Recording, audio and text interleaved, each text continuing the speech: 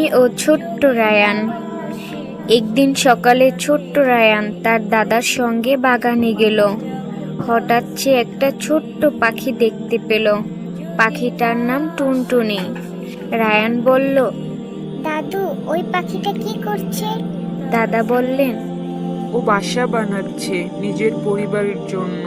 Ryan অবাক হয়ে দেখল টুনটুনি গাছের ডালে তৃণ পাতা নিয়ে আসছে, পরিশ্রম করছে। রায়ান বলল, এত ছোট্ট পাখি এত কাজ করছে?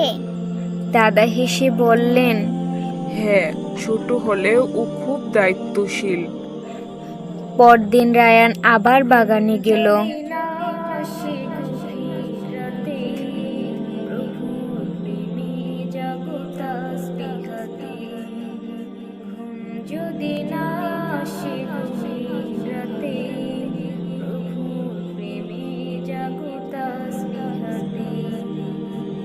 দেখলো টুনটুনির বাসা তৈরি করা হয়ে গেছে।